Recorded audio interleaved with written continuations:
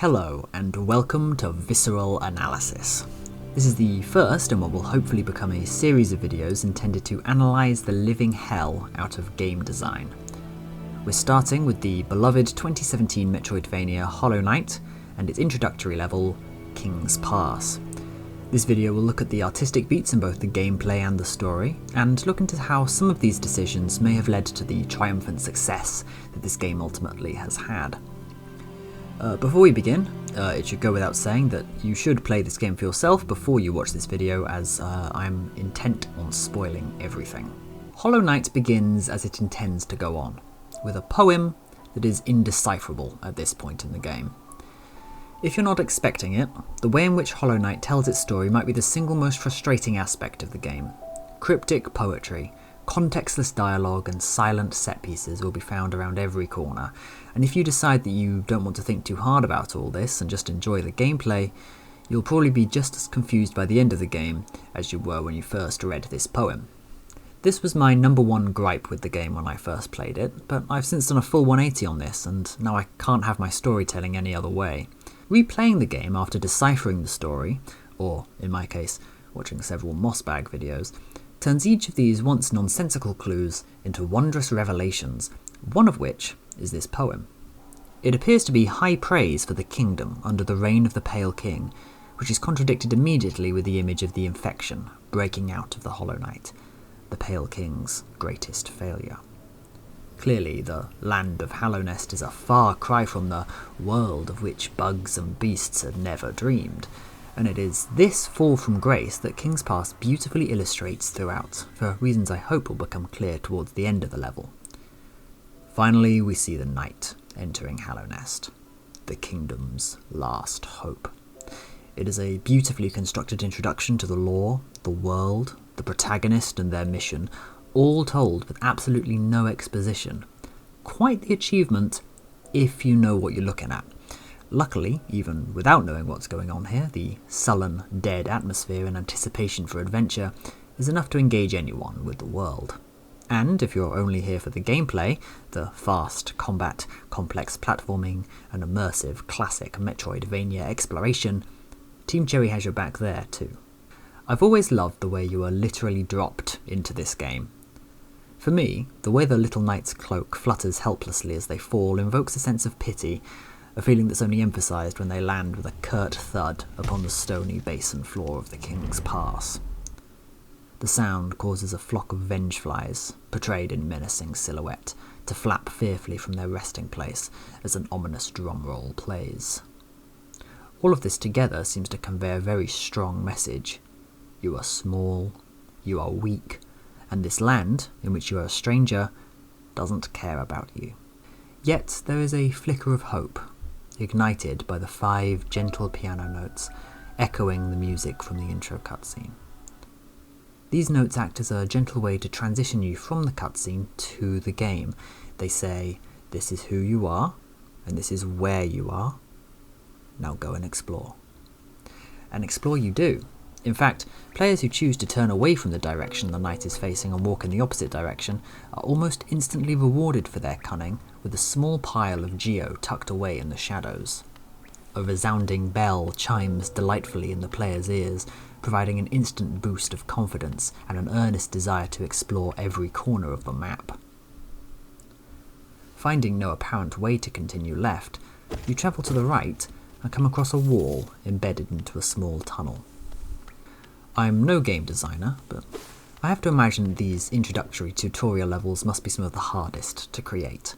As a designer, you have to ensure that these levels teach the basic mechanics of the game, preferably without jerking the player out of it with intrusive pop-up windows, and you have to ensure that the players brand new to gaming entirely aren't at a total loss as to what to do. In addition to this, you must consider the replayability of the game. Players coming through the King's Pass a second or third time aren't going to be quite so drawn in by the sense of mystery and adventure that loomed over them in their first playthrough, and so the gameplay has most of the burden placed upon it. I feel as if Team Cherry do a decent job at this. It generally takes experienced players about a minute to get through the King's Pass at full throttle, and the considerably simpler platforming and enemy encounters don't really become tiresome due to the satisfying combat and precise control the player has over the knight. I don't want to discuss this too much, as I feel these people were not the intended audience, and any design choices made to accommodate them may therefore infringe on the enjoyment of the other groups, but for this first section, the way the difficulty ramps up is pretty much perfect. From simple walls like this that can be smashed open, to the non-aggressive crawlids that follow an easy-to-follow path, to a simple platforming section before culminating in a platforming section with enemies, everything is given to the player with a steady hand, continuing to test them little by little. But it is for players with some experience in games that Team Cherry's style of game design truly flourishes. Anyone who's played Metroid will instantly recognise this breakable wall as a guardian of secrets, and relish the chance to test out the knight's little nail and destroy it with a satisfying crumble. A tooltip does show up if you stand in front of this wall for a little while without breaking it, but as it is transparent and doesn't really interrupt the gameplay, I'm willing to waive this as a necessity for people playing on keyboard who might not instinctively know what the attack button is. The tooltip is also helpful for those brand new players too, who might not have recognised this as a breakable wall. Whichever way the player experiences this very first roadblock, the game is designed to ensure that by the time you've passed it, you know exactly how to use your most valuable weapon, and what to do if you come across any other suspiciously cracked walls.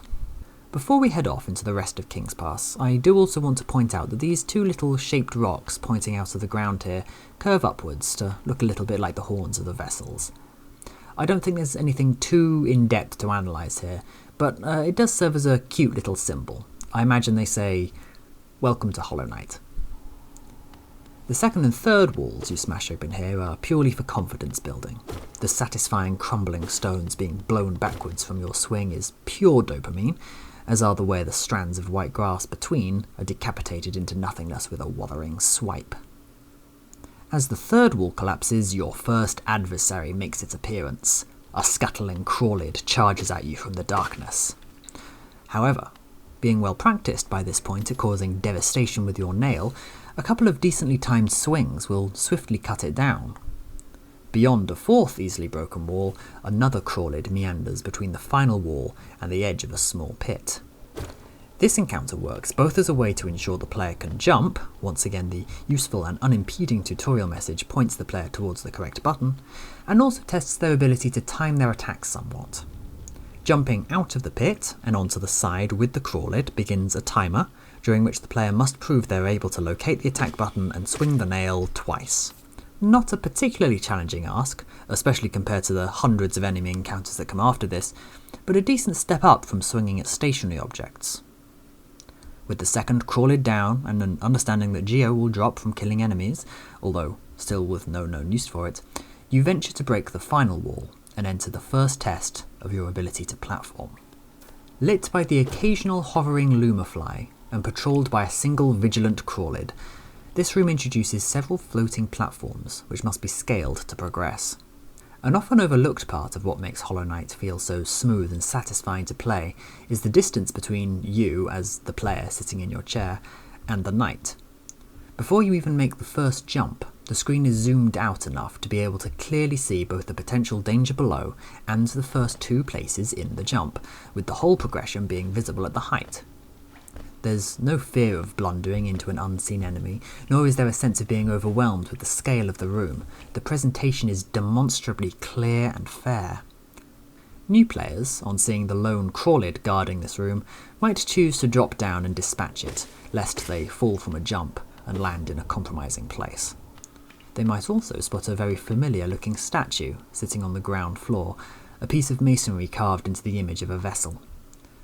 I'm unsure if there's any specific lore regarding why these things crop up through the game, but they might be interpreted as an indication that you're not alone in this world, and that vessels are, or at least were at some point, rather plentiful. Alternatively, you might choose to slice it to bits instead, which, although it doesn't quite further your knowledge of the world in any way, it does feel pretty satisfying. Another pile of Geo rests in a small alcove in the corner of the room.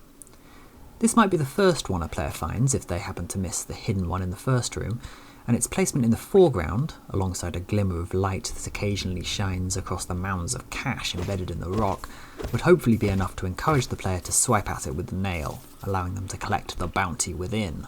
Even though it's unclear what geo is used for at this point, the fact that it feels good to collect, alongside the fact you're making a number go up in the corner of the screen, is all that's needed to ensure players spend a couple of seconds breaking down this rock.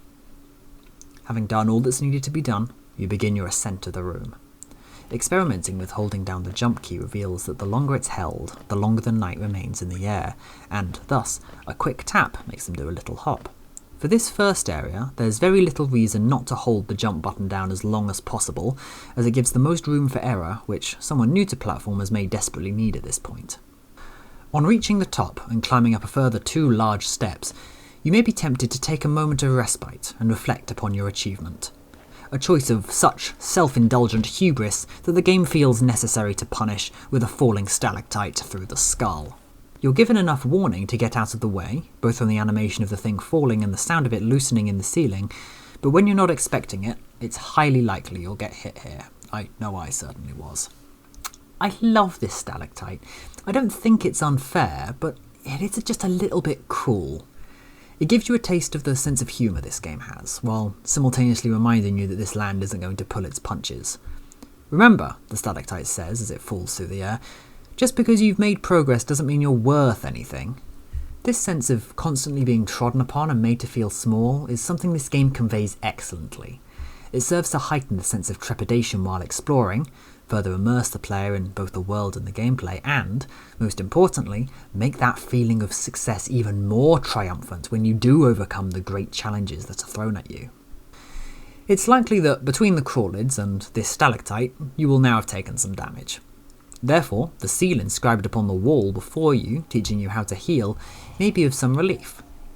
The abstract way in which the story is conveyed to you in this game is further realised by the flavour text upon this seal. Clearly, it's meant to be addressing you, or another vessel, as it tells you how to focus your soul, an ability only the vessels seem to possess.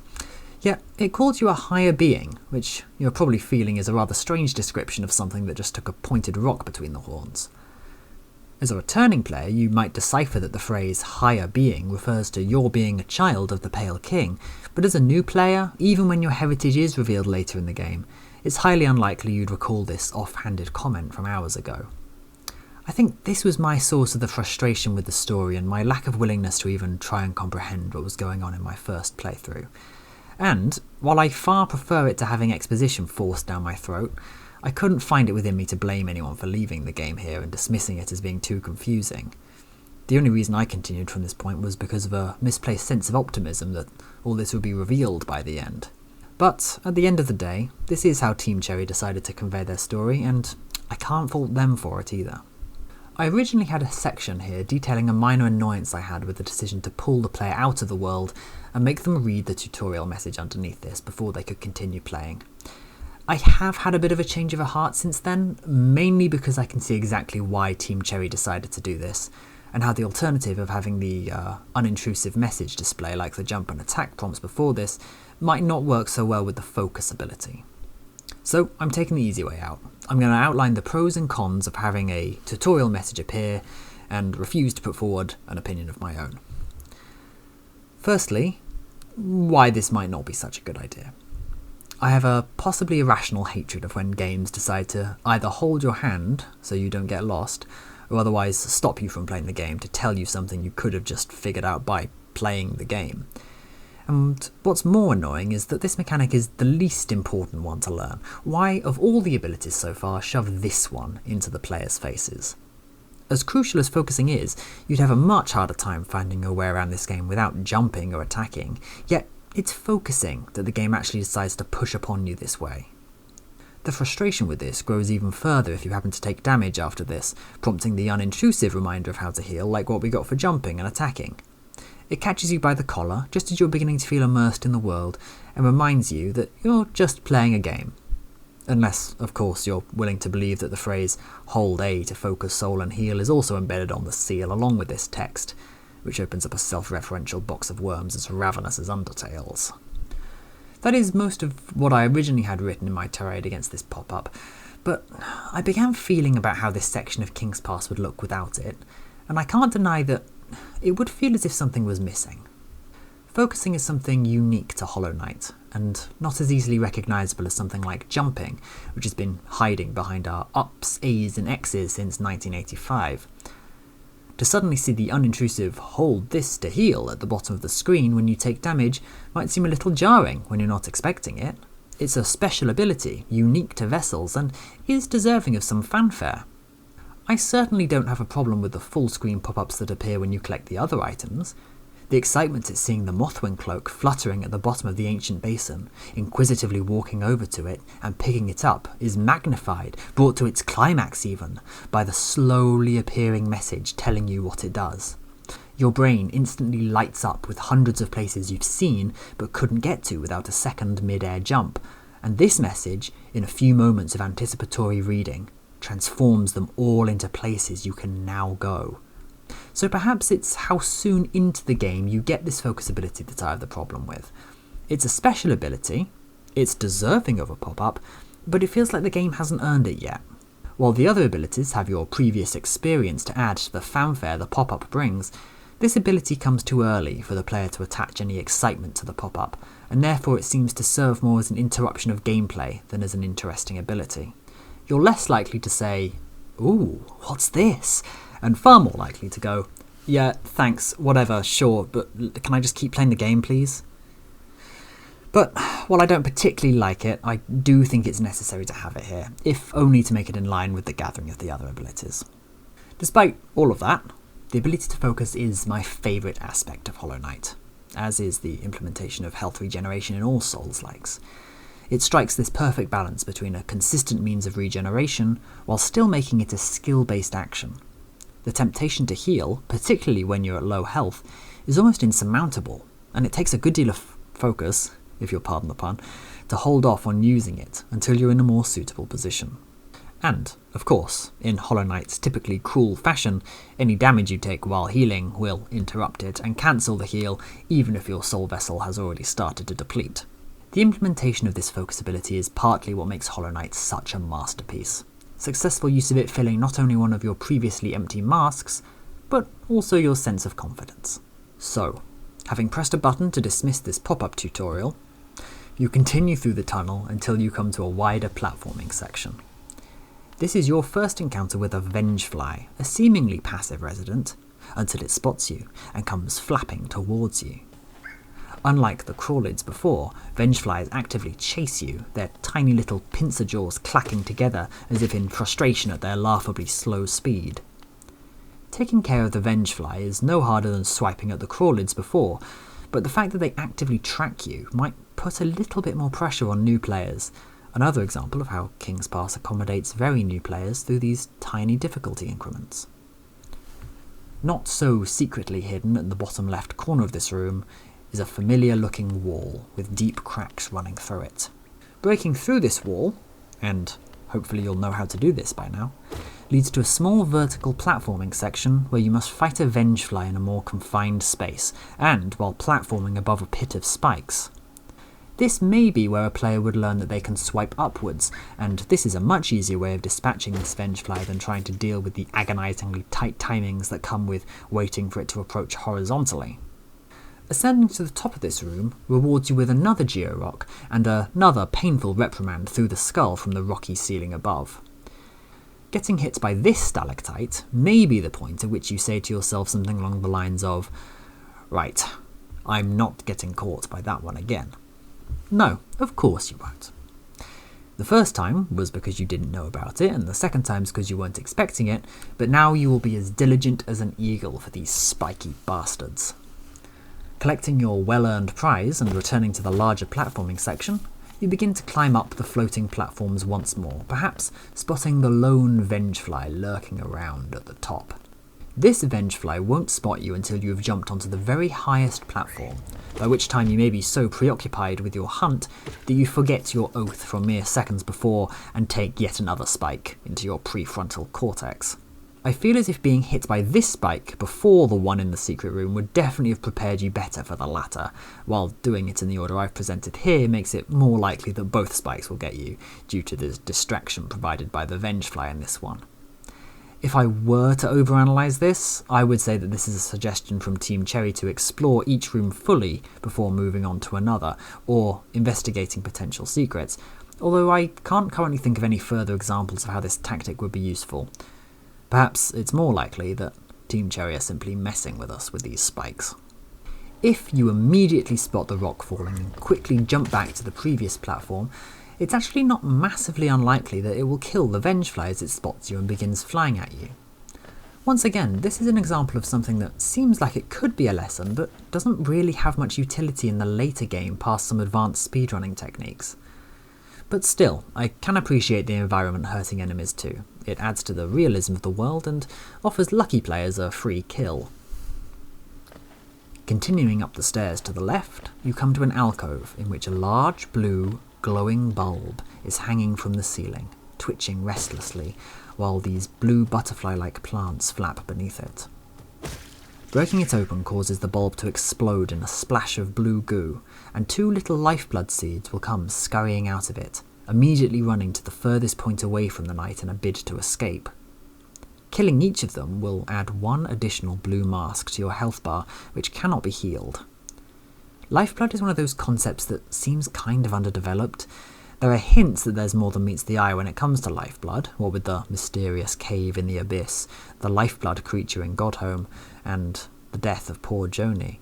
But I don't believe any of it's directly attached to the main story. I'll talk more about this if we ever come back to lifeblood in any future videos, but for now I'll just say that I really like lifeblood as a mechanic. Quite often these cocoons are placed in very well hidden areas and reward diligent explorers with the chance to survive a couple more hits. At this point in the game, it also lets players know that there are friends to be found in this world. There is always hope, and you shouldn't give up, even if things do seem rather bleak. Coming out of the lifeblood alcove, you time a jump to the right and quickly dispatch a crawlid before making your way up to another breakable wall. As you walk through this long tunnel, the ground beneath you gives way, and you fall through into a cave beneath you.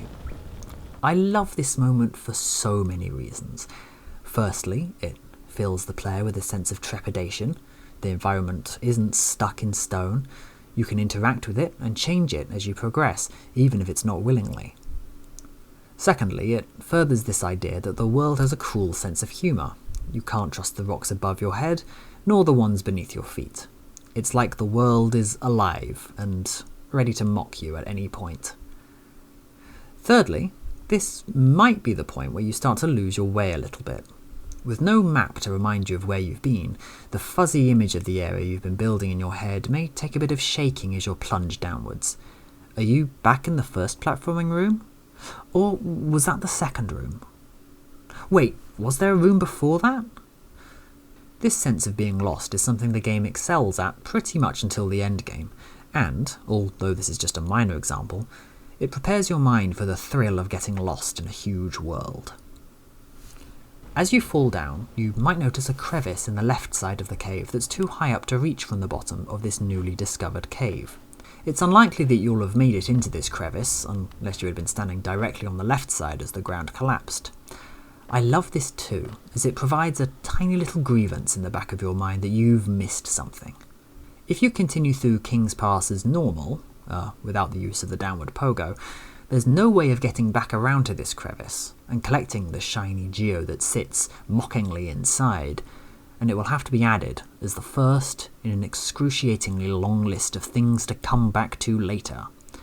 This is a classic Metroidvania trope, and Hollow Knight does not hold back on showing you things that you can only access when you've gathered abilities locked further on in the game.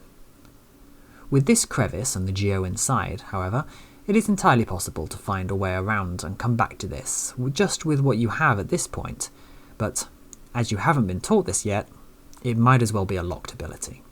This cave continues to the right and brings you to a wide pit of spikes, crossable by 3 floating platforms that look easy enough to cross. However, as you make your first jump, you'll notice the unmistakable sound of yet another spiked rock dislodging from the ceiling and heading for you again.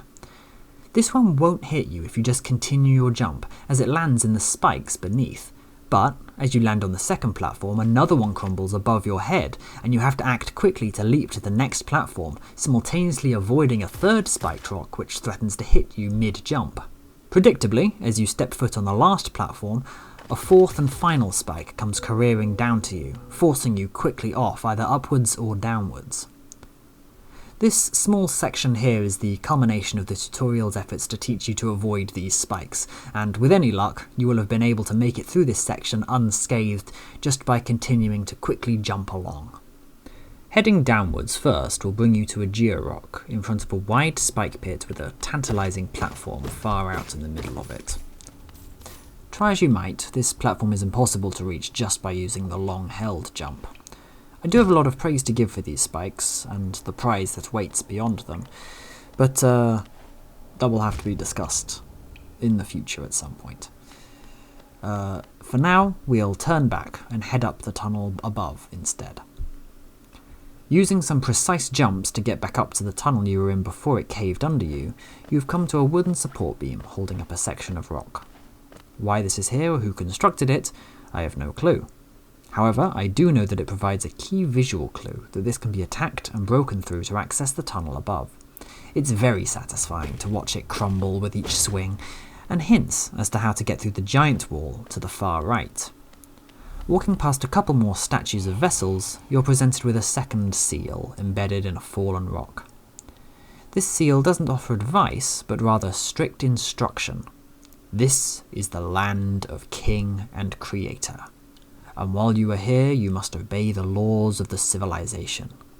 The concept of this crumbling, insect-filled land having laws sounds almost ridiculous, but you have to imagine that this was written in a time when Hallownest was a prosperous kingdom.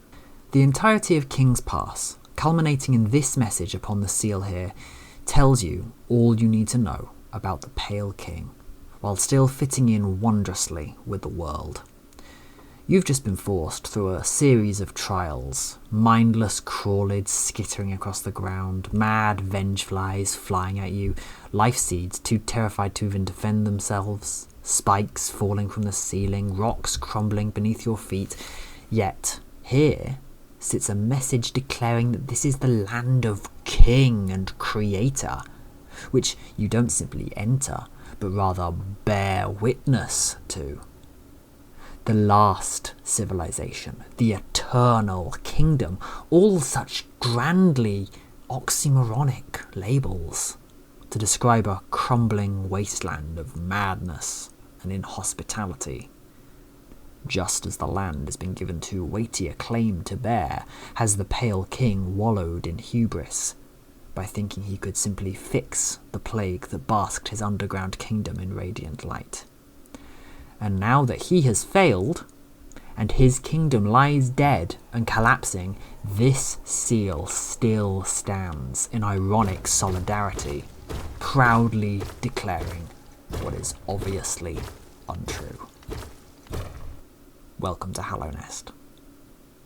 To everyone who is still here, thank you very much for listening to this. This is my first attempt at doing something like this. If this is successful, I do intend to go through the rest of the game and other games perhaps. I was thinking of doing this with Dark Souls 1 as well, with just this same way over analytical eye looking at every tiny little detail about the world. If only just to try and put into reasons why I like these games so much. As we go on, I definitely won't remain quite so focused on all these tiny little details like every jump you make or every enemy you kill, but I think I'll definitely have enough to say to cover an entire 112% playthrough over the course of several videos, if that's what it takes. I've mainly focused on the game design and the storytelling throughout King's Pass, and while this is mainly what I will be focusing going forward, I definitely would love to touch on stuff like the animation style and the sound design and how they add to the overall atmosphere of the game. If you have any criticism or things you would like to see me cover instead, please let me know in the comments. Otherwise, I suppose I'll see you in a future video. Thank you for watching.